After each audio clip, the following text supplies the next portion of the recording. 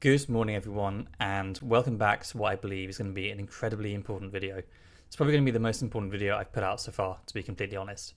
If you're an online business owner, maybe you're a coach, consultant, or agency owner, or someone in the info product space, we are going to be talking about the four most common bottlenecks that I've seen within all these businesses that I imagine you're probably facing yourself right now.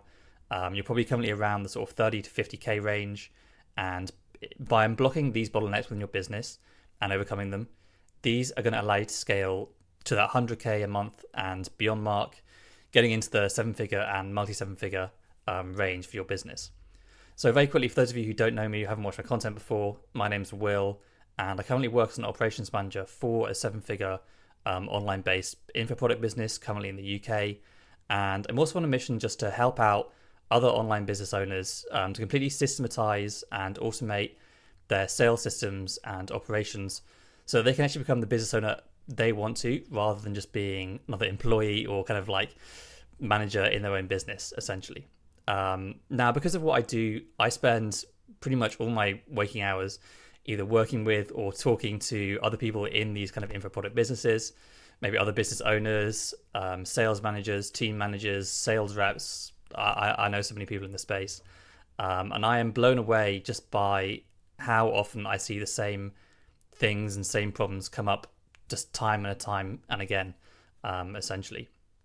Because I think from the outside, kind of looking in, like if you're kind of looking into this online sort of business space, it looks very glamorous from the outside in, right? It looks like people are selling their knowledge for millions, just printing money online, living in Dubai and renting Lambos every day. And whilst it can be that, the reality is that there's a lot of things that you have to know in order to get there. A lot of business operational stuff and just systems that you have to have in place to actually have a business that can make that kind of money. And that's just kind of the reality of it, unfortunately. But this is why we're here to help.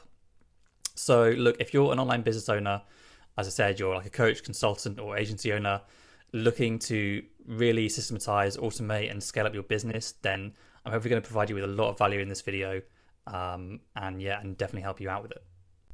So the first mistake you're probably making is that you currently have no proven processes and SOPs to outline these processes for the people in your business. This is so key, because when you boil business down to essentially, its core, what it is just a collection of systems and processes that get you from one stage to the other, right? And this really applies to any business, whether it's online, physical, product-based, whatever. A business is just a series of processes and systems. You can literally think about something like a car. I think a car factory is a great example, because if you go and see a car factory, they have an assembly line that does, with mechanical robots that do the same thing repeatedly, again and again, as the car assembly moves through the stages, right? And it goes from having parts of a car to having a completed car at the end of it. And those systems and processes, they never deviate from what they are. You never go into a car factory, one day they're doing this, they're building these parts, and then the next day this robot's building another part and it's doing something over there. Oh no, it's now, and the next day it's changed how it does the first stage. No. Every single day those factory robots are programmed to do the same thing a million times over, so that they can get the same product at the end of it every single time. And that is how your online business needs to operate too. Now, as well as it being that way, you also need to have SOP documents that outline this for people.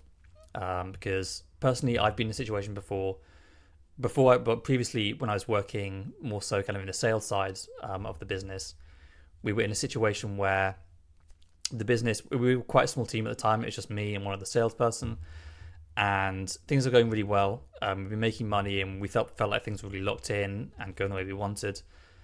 But when it actually came down to hiring more team members and kind of having to replace some of the team members, we very quickly found out that what we had in place wasn't actually proven and predictable for us.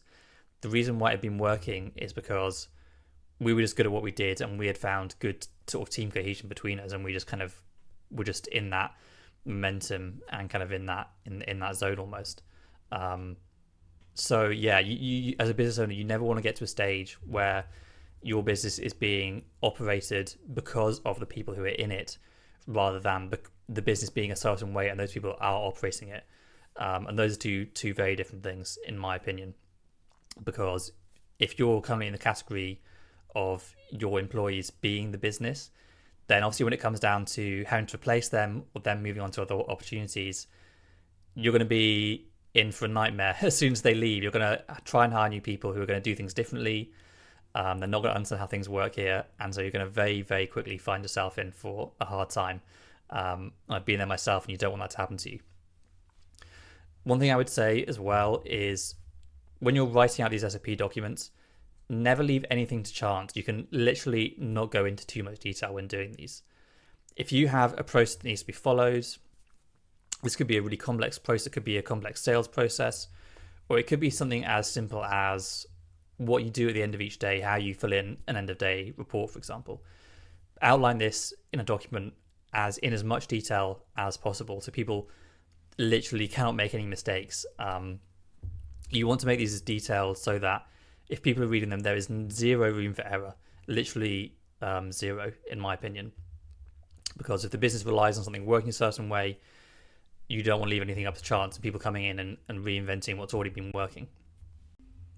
So just to kind of give you an idea of the level of detail I'd be going into with your SOP documents, I've really written out a list here of how you can kind of structure this. And to be honest, this is just the absolute fundamentals. Of course, there are going to be more processes within your business that need to be written out, proven, and documented. But this is really just where I'd be starting. So obviously you can see I've broken it down into stuff that's happening on the front end within your marketing, how your sales system works, from your appointment setting to your sales processes, how you manage every single step of those things, and then also your team and kind of internal operations and management and stuff like that, as well as also, of course, your client delivery and how clients are handled. So you can see this is really just a beginner's kind of template for what I'd be doing, and we're already a good 20 to 30 documents in. And just to really give you some, I guess, a real life example of this as well. I hope I'm not going to get in trouble for doing this, but these are the SOP documents that I currently have within the business I work for. So you can see this is just for our sales team as well. This doesn't even cover marketing, back end sort of delivery, anything like that. This is literally just sales. So you can see we've got 7 to 8 SOP documents for our closers, for our setters. We've got an absolute ton, as well as training videos in here as well. And then we've also got a few more kind of sort of team-based things. And this is really just for the sales team. And of course, every single one of those documents, not only is it just like a text-based document like this, but I've also went and recorded individualized Loom videos for every single document, just walking through the process, talking through how things work. So they can really, when your team come in, they can really listen to you explain things the way that you want them explained, to kind of really install your mindset and your kind of work ethic within them while explaining the SOP. So now that we've talked about processes and SOPs and how to outline those, the second most crucial thing is to make sure that the processes you have in place are actually scalable. Now, this is a term that's thrown around a lot in the business space. Scaling, scalable. Everyone wants to achieve scale in their business. And of course, why don't they? Everyone wants to grow their business.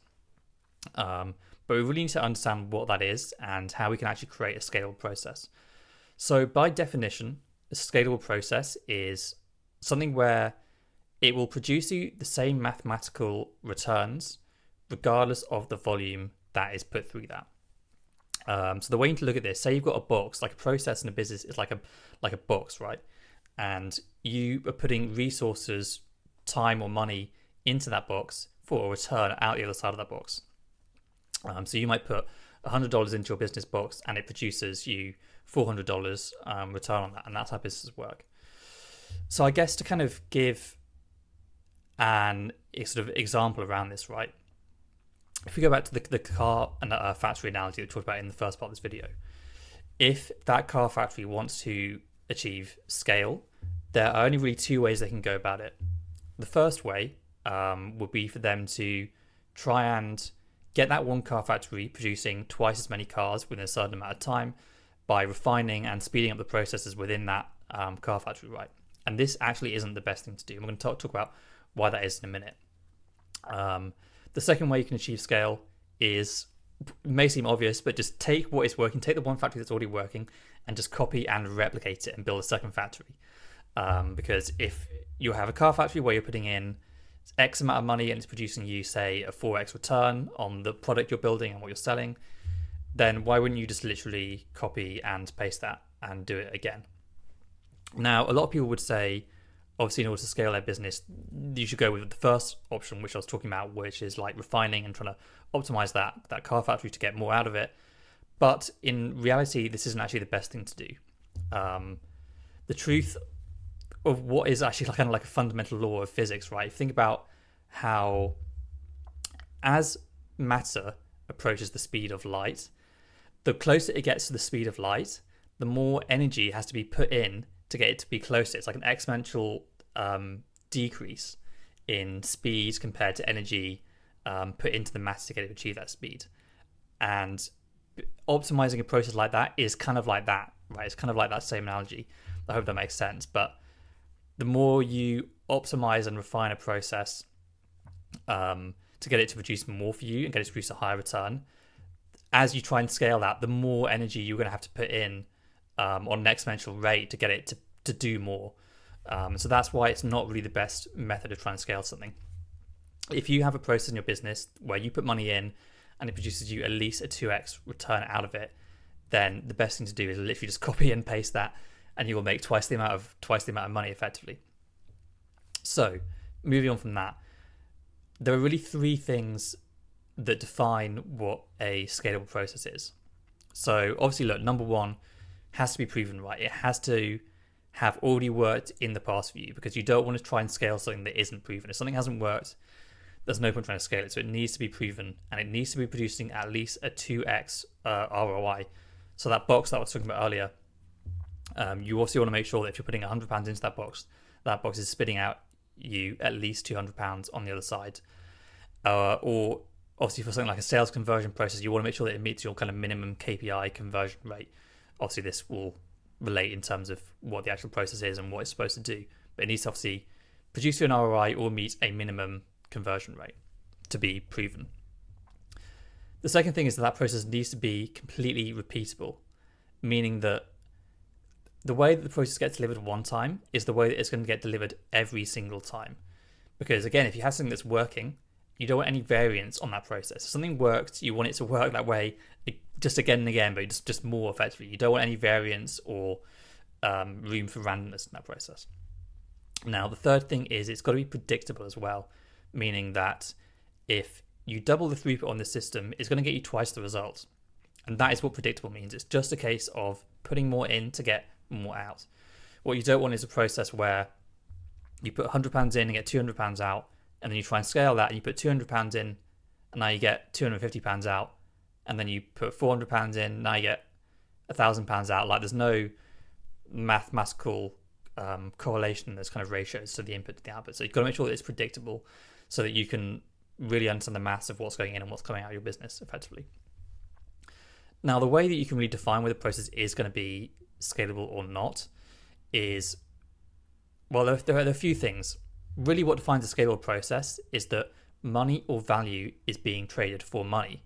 So going back to that box, to get money out of that box, you want to be putting money or value into your market to get money out of that box. This is scalable because, as I said, if you can put money in and get money out and just take that money back and put the money in again and try and get more money out, right? That is what logically you would do. If you had a box that produced you a return on investment on your money, you would take the money that it spits out and put it back in to the box to produce more money. Well, the other thing you can do is give value. So obviously the way you give value is through marketing, so through paid advertising or through any sales kind of delivery. And so these are why these two examples here are what I believe to be scalable process. So to paid ads are scalable because you can put money into them and they produce you leads and prospects and money out. So it's predictable. And anything like webinars, VSLs, what are repeatable sales processes, are also scalable because they're repeatable. Because if, let's say you get 100 people to watch your VSL or your webinar, if that video converts, say like a 10, 15%, and you want to double the amount of money you're making, all you've got to get to happen is to get twice the amount of people watching that video, and you will double the amount of money you're making because it's completely repeatable. It's doing the same thing in front of millions of people every single time. So obviously on the flip side of that, a non-scalable process is where you're trading time for money. And this is because time is limited in everyone's lives, right? Especially if you're a business owner, you've only got a certain amount of time. You can't just double the amount of time you put in something to get twice the amount out. It's just simply not possible. So this is why I've also included things like organic content. So obviously, whilst organic content is a great way to kind of grow a business, it's by definition not actually scalable because it's inconsistent. First and foremost, like if you put a YouTube video out, for example, an example of organic content, one video might get X amount of views and produce you X amount of leads, and your next video might get twice the amount of views, but half the amount of leads. So there's no consistency or predictableness in that system. It is a great way if you're business, you should be running organic content 100%, but unfortunately by definition it's not scalable because it takes away from your time as well. Obviously other examples of this, something like cold outreach, this takes time for you to do. You've got to go into the DMs, phone calling people. So if you're beginning out as a business owner, you can't unfortunately double the amount of time you have to do cold outreach or do cold email or anything like that. So not scalable. Bit of a controversial one, but sales teams. So obviously having a good sales team is a great way to grow a business, and many businesses that are successful do rely on this. But in my opinion, by definition, it's not scalable because there's a lot of inconsistency and unpredictableness that happens within sales teams, right? Especially if you've got a sales team of more than one person, you're going to have variance in how your sales team behave, and that salesperson is also going to have variance within their life, right? So it's a completely variant process. You're going to have varying amount of quality within your sales team. So you might have, say you've got 5 people in a sales team, maybe one of them's killing it for you, they're closing 30% of all the deals that come through. Maybe one of them is not doing so well, it's only closing 10, 12% or something like that. So there's variance with the sales reps, and within themselves as well, right? There's also going to be variance on a day-to-day, week-by-week basis. You know, one week they might be killing it, they're crushing it, they're in the best mood, they're making lots of money, and the next week something happens to them, they're not feeling great, and they don't perform as well. And yeah, obviously the final things is that anything that requires manual input from you, that is technically not scalable because again, it's taking your time. Anything that requires your time as a business owner. So if there's a process in your business that relies on you being present and you being a part of that process, that technically will not scale because as you try and double, triple the business growth, and again, unfortunately, you can't double, triple your time to give to that. So yeah, that is really what a scalable process contains. Okay, cool. So the third bottleneck that I want to talk about, and this is something I see big time in a lot of businesses, is that you actually just simply aren't doubling down on what's working for you and cutting out what isn't. And this isn't because you don't want to or you can't be bothered. It's actually because you just don't know what's working and what isn't. And there's a good reason for this. So before we dive into this is all going to be around data tracking, KPIs, metrics, conversion metrics, all that kind of stuff, so we can actually figure out what is working for us and what isn't. But actually what I've seen in so many businesses is that when it comes to their data tracking, is that they're only tracking data like outbound messages made or outbound calls made, booked calls, calls taken, and then how many closed deals, close rate, revenue, and cash. And whilst those are important metrics, and you do still want to track those regardless of what you're doing, the reality is that just doesn't give you enough information to know. Let's say 1 month you just don't have a good month, or you actually have an amazing month. You really want to know why that was, so you can either fix the bottleneck or kind of scale down and double down on what it was that worked for you so well. And so in order to do that, right, is you really have to get specific around what your funnel is, because the reality is, to these businesses, their funnel looks like this. It's just straight to a sales call taken, deal close. But in reality, your funnel is way more complex than that. And it actually looks something more like this, where you've got multiple different marketing fronts. You've got like you've got paid ads running, you've got a YouTube channel, you've got an Instagram page, you've got outreach on Twitter, LinkedIn, so many different marketing fronts, right? And then are you tracking so some of these are running to a VSL, which are running to setters, or maybe the VSL is going directly to a call, or maybe they're coming through the VSL, getting nurtured through our email marketing sequence, and then getting on a call and closing. Maybe there's following me on Instagram, getting set by someone and then closing. Like you want to be tracking these data for every call you are taking. I guess to give you some context, like in the business that I'm currently working for, we literally do this. We literally have a sales dashboard where we track the day the call came in, where that call, like what the origin of the call was, like where did that lead come from? Was it Instagram, YouTube, our paid ads VSL, our YouTube VSL, our email VSL? Where did that lead come from? Who set that lead? Like, was it set by like a direct booking link? Was it set by like which setter set it? And also who went to take on the sales call as well? So we're tracking all this data, and then what I've gone in and done is take that data, create a custom like Excel dashboard where we can see, okay, leads that are coming in through our paid ads channel, watching our VSL, and getting on calls. Is we can see what the close rate is for that. We can see what the conversion rate of the VSL is to close calls. We can just see so much information that allows us to double down on what's working. And like we had a really insightful moment quite recently where we figured out that so we've been running paid ads for VSL, and it took us about a month to realize that all the money we were making from this paid ads and VSL channel was being made from people who were setting the calls, i.e. people who were getting straight on the VSL and getting straight on a call weren't actually closing. But all the money we made from this funnel has gone through VSL and then gone to a setter before closing, because it basically, we realized it allowed them to be nurtured a little bit more. We've got a better idea of what the situation was, like qualify them a bit more, send them more content, and then get them onto a call. And we found that was getting a way higher close rate and conversion rate, and getting more qualified prospects than just running our VSL straight to the closers was. So it's just, you need to have that data in front of you so you can consistently analyze and see what is working, and just literally just double down on that. Like if you've got a funnel that isn't working for you, don't put more energy into it. If you're running paid ads and it's not working, and your organic content is just producing you so much money, and you've got like a super high close rate on your organic content, whilst you've got like a 10% close rate and 10% of your revenue coming from paid ads, then why would you double down on that?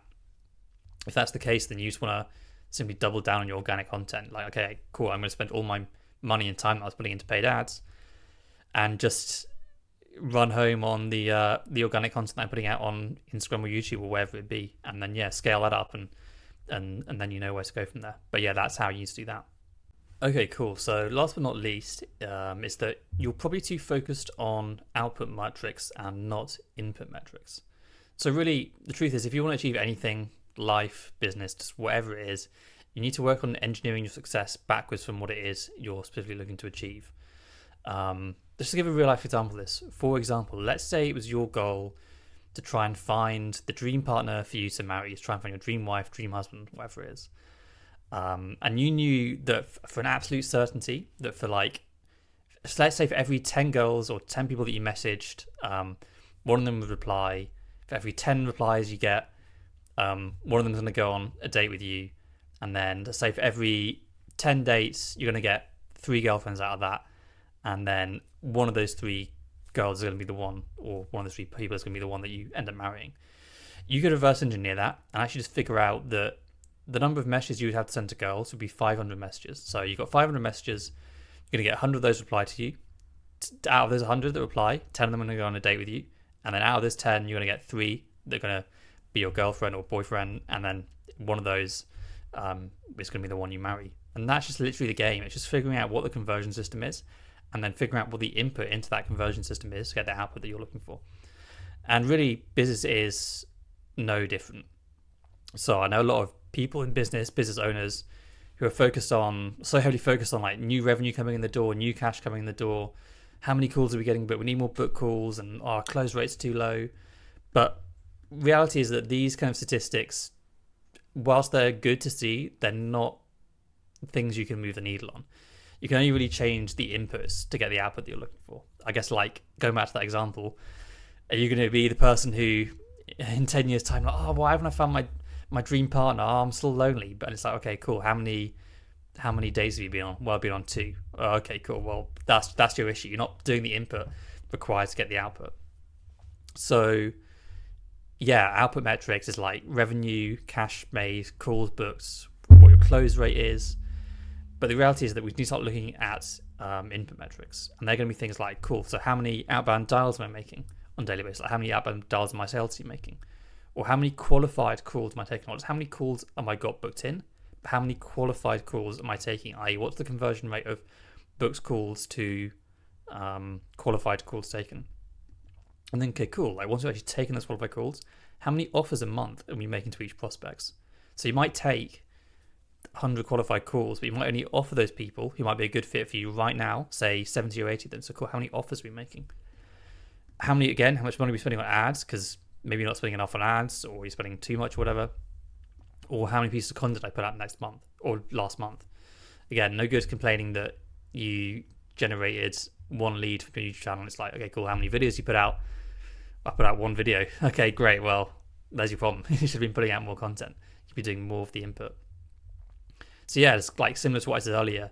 You can literally reverse engineer your goal and break it down to figure out what the inputs are if you know what the conversion of your processes is. And this is why, going back to what I said at the beginning of this video, it's super, super important to know that you've got proven processes that will convert at a certain rate. So let's say, for example, let's just assume you've got a system where your appointment setter can make 200 new outreaches a day, whether this be DM or phone dialing. And then out of the people they dial, say 10% of those people convert onto a call. So the setter's got a 10% conversion rate. Then let's say out of those calls that he's booking, 80% of those people are showing up. Out of the people that are showing up, only 50% of them made an offer, i.e. invited to join your program or your consulting business, whatever it is. And out of the people you offer, you're getting 50% of those people close. You've got a 25% close rate from offers made or book calls to deal flows effectively. You can literally just reverse engineer that system and break it down backwards. So if your goal was to make 100k from this, let's just assume you've got a 5k price, and let's just, for the simplicity's sake, assume everyone's going to pay in full. There's no payment plan, anything like that. So 100k, that would be 20 deals closed, 20 times 5k, which would mean you need to make 40 offers to your prospects. Well, okay, so that means you need to make 80 prospects have to show up to your call that month. That means you need 100 calls to be booked in your calendar. And that means you need 1,000 outreaches in total. I.e., that's 5 days of the setter doing 200 new outreaches a day. And that is literally it. And then you can work backwards from there again. Let's say, okay, cool, to next month I want to double what I'm making. Well, it's literally just a case of doubling. If that system is working, it's just a case of doubling the amount of outreaches that the set is doing. And just, can he double that to, well, now he needs to do 10 days of 200 outreaches a day. Or he needs to do 400 outreaches a day, if possible. And that is literally the game of the business, is figuring out your conversion metrics, engineering that success backwards, making sure you're tracking the right things, and yeah, effectively just working backwards to get the goal that you want. Okay, cool. So that is literally it. I hope you got a lot of value from that. I feel like we've covered quite a lot of ground, honestly.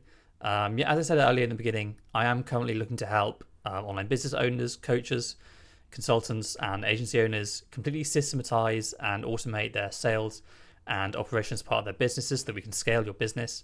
If you think that would be of value for you, then I have left a link in the description of this video where you can go ahead and book a one-on-one call with me, discuss more about that and see how we can best help.